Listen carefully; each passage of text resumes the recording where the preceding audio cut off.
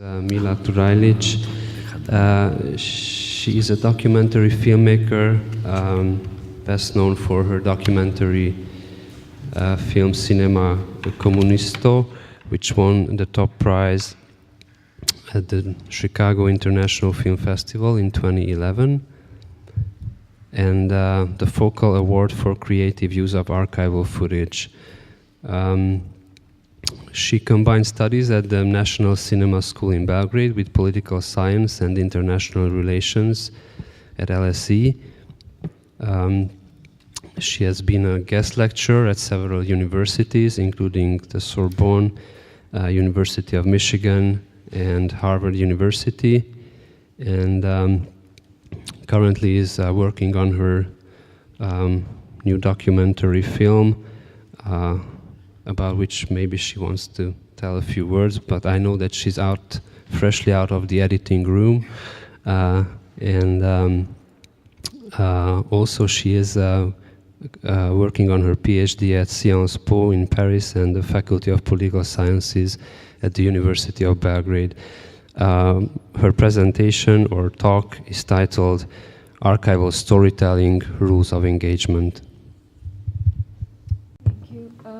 I don't know if you can see the whole image. Maybe it's okay. So I'm actually not going to talk about archive from the 90s because I'm currently editing a film that's based on archive from the 90s, and it's not easy for me to talk about the things that I'm editing.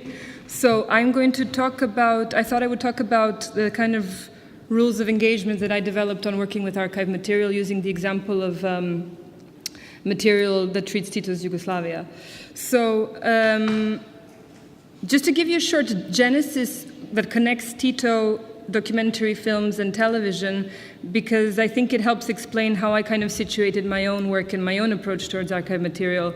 After Tito died, 2 big documentary series were done concerning the history of Yugoslavia and Tito. One was done right after Tito's death, and it was a joint production of all Yugoslav television centers together. By the end of the 80s, in 1988, there was an attempt to do another such joint federal project of a television historical documentary series on Tito. And by that point, the various republics could not agree on how to tell the story in a joint way.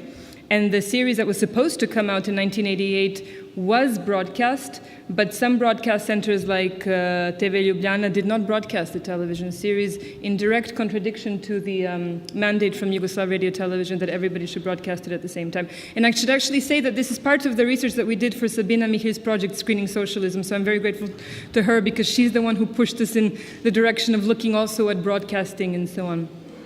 But anyway, the point is that once we get to this transition to post-communism, from this phase of that went from 1980 to 1990, when the use of Tito's image was regulated also by law, we went into a period of the 90s, which is called this ethno-nationalist period, where there is very little reference to Tito in the creation of and the production of documentary television series.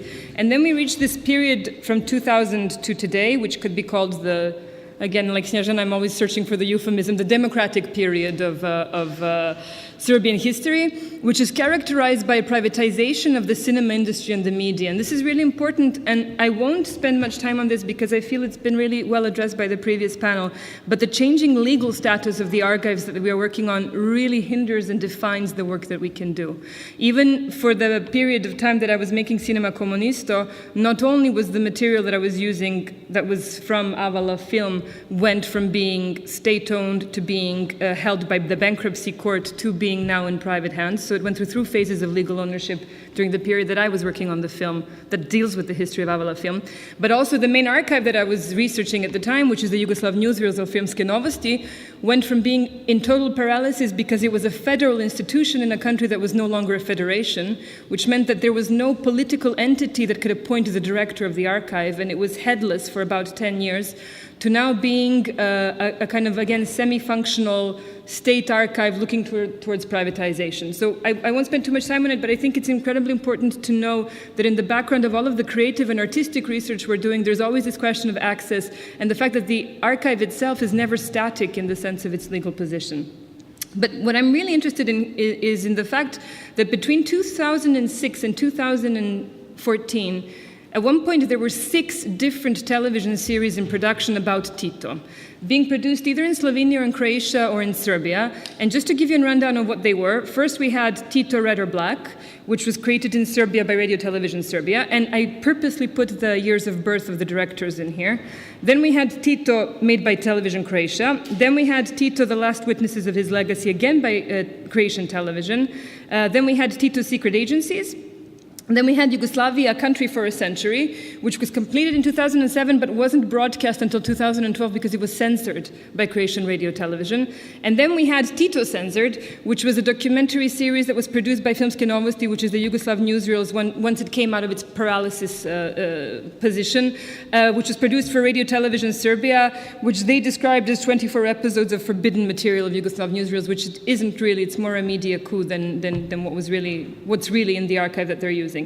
But what I find really striking is first that the generation of authors that was assigned the task to now retell the story of Tito's Yugoslavia for the various post-Yugoslav television channels was definitely the older generation, in fact, the very old generation. And one other striking thing to notice is that while these first 2 series made really copious use of a documentary series produced in the 1970s, which was called Tito's Memoirs, not a single Yugoslav documentary series on Tito or in Yugoslavia has ever been rebroadcast in the post-2000 period. So there has been a lot of broadcasting of fiction films, but the documentary series treating Yugoslav history have not been rebroadcast. Almost more interesting than the series themselves is the media debate that was happening around the production of these television series and their broadcasting. And I'll give you one very typical example of the kind of commentary that was coming from not only television critics, but historians. For example, speaking about 3 of these series, the first 3, Tito, Red or Black, Tito, and Tito, The Last Witnesses of His Legacy, a Serbian historian voiced his doubt that any of them will give us the real and complete picture of Tito. And to me, here is where the problem begins. Because not only do I find it striking that a historian would seem to think that a television series can give a real and complete picture of Tito, I find it even more intriguing that they historiographically believe it is possible to create something which could be called the real and complete picture of Tito. So what are the kind of keywords that were used by all of the producers, directors, and broadcasters behind these series? Well, the first was an insistence on the objectivity of the series that they were making. For example, Mića Milošević, the director of the first series, came out saying that this series was done without ideological addition or subtraction, that it's based on strictly authentic facts, and it's motivated by the charisma of Tito, with the aim of offering objective answers to questions that not even historians have answered. The second focus of all of these directors in their public statements and the kind of media rollout that followed the broadcast was this emphasis on historical research, on archival documentation, and every series had at least one major historian attached as the consultant for the script. The third really striking thing is that they all insisted on the fact that they were going to obtain the historical truth. But the historical truth doesn't necessarily mean the same thing to each director. For example, Anton Vrdoljak, the director of Tito, said that he was making a film for historical truth, which is devastating for Tito, because Tito was a criminal on a scale the world has never seen. And I'm always really kind of intrigued by this idea of achieving historical truths. And I found a quote that really spoke to me when I was looking into this whole idea of different registers of truth, which is that if the official truth doesn't accommodate the diversity of lived experience, then the intimate truth steps forward. And this is where I begin to position what I think those of us working on the independent documentary scene in the former Yugoslavia is working. I think we've all been reoriented towards this idea of intimate registers of truth when we're tackling historical subjects. One other interesting thing, I don't have time to talk about it, but it makes a presentation all of its own, is the kind of fallout that happened following the broadcasting of these series.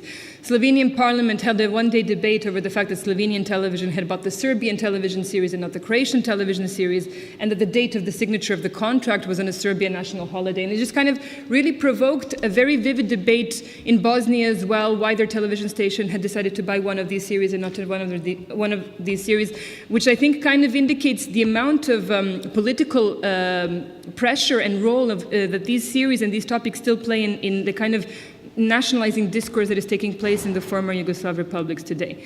But I want to move away from these kind of claims of objectivity, evidence, and historical truth to say that it seems to me that those of us who are coming forward as, let's say, a younger generation, definitely younger than the authors who are making these documentary series, have actually a different task ahead of us, which is not to seek objectivity or even evidential kind of basis for our films, or even to claim historical truths, but is to find a new political subjectivity with which to make our films. And for me, one of the historians who writes best about this idea of how film can perform the same role as kind of new history performs, which is Robert Rosenstone, who says that in a way these types of films need to aim to vision, to contest, and to revision history. And these types of films he describes as something called the opposition or the innovative history film. So for Rosenstone, there are three types essentially of historical films. The first type of historical film is this kind of realistic, melodramatic fiction feature film. The second is what he calls the compilation documentary, which uses archival footage and a voiceover narration to tell the images to tell the viewer what the images mean.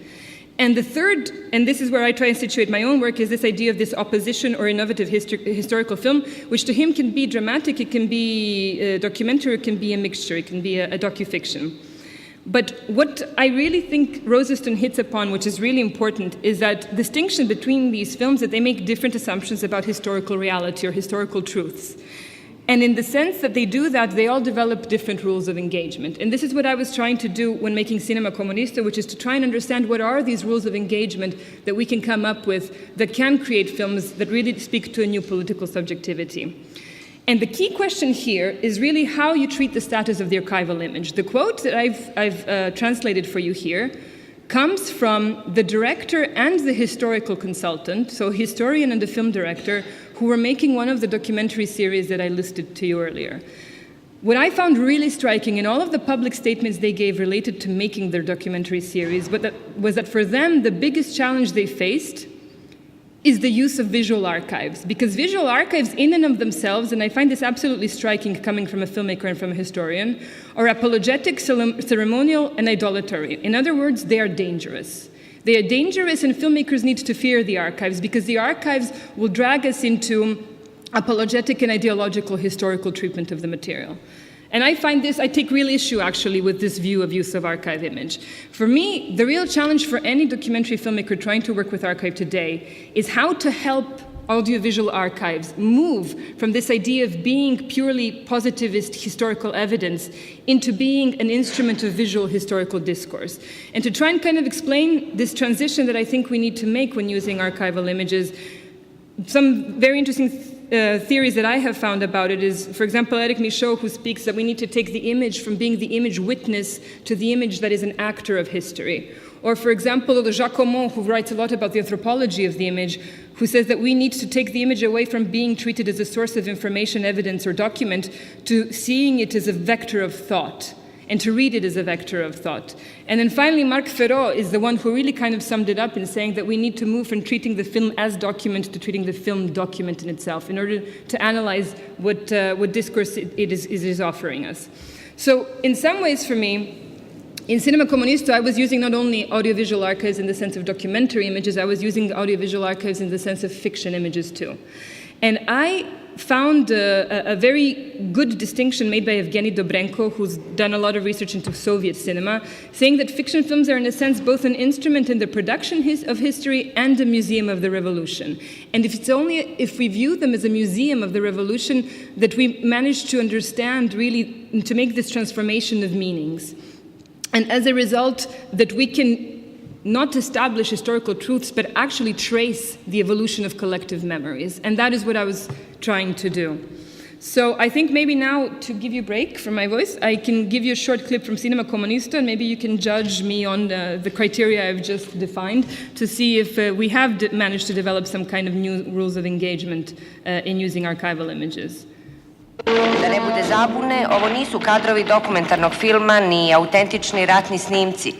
Prisustvujemo jednom radnom danu ekipe filma Partizani reditelja Stoleta Jankovića. Reportažu posvećujemo vojnicima koji vojni rok služe uz kamere, klape, filmske glumce, domaće i strane. Ja sam iz Kragujevca. S kim ste se najviše sprijateljili od glumaca? Sprijateljili smo se ovako, mislim, sa Batom. Odakle ste vi? Slovenije. Bio sam određen za nemačku grupu, ali neki su rekli, kaže, tu će biti ovi Nemci i ja pretrčao Partizane pa niko nije vidio i tako sam sad Partizan. Ko si ti? Mrtvi Italijan. A kad si živ, tko si?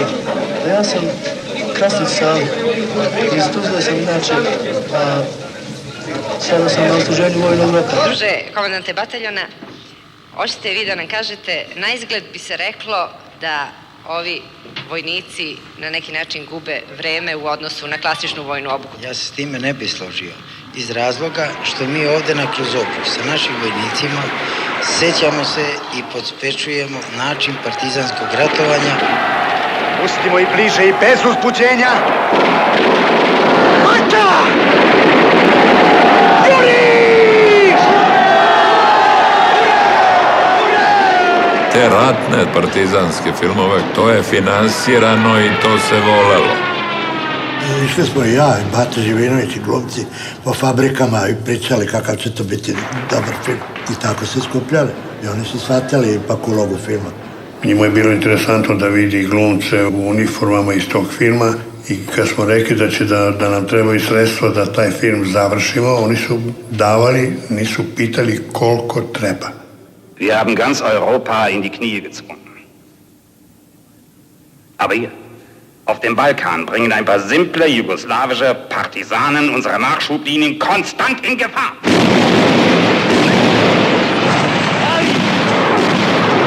Pucaj, drugarice! Ne umem! Kako ne umeš pucati? Pucaj! Tako je nastalo puno partizanskih filmova koji su bili strašni.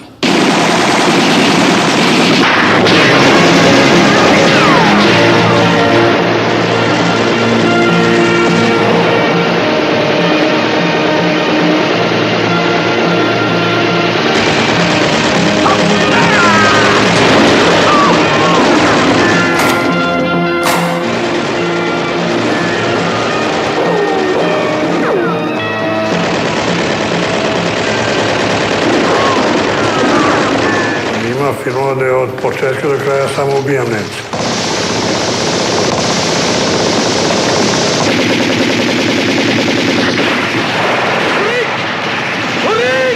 Kad je umirao Hitler, nego što umrlo je neko ubite Batu Živinovića.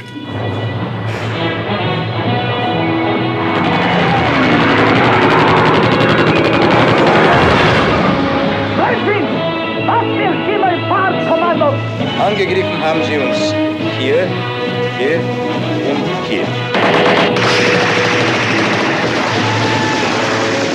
Tito je bio jako zagrejan da se snima što više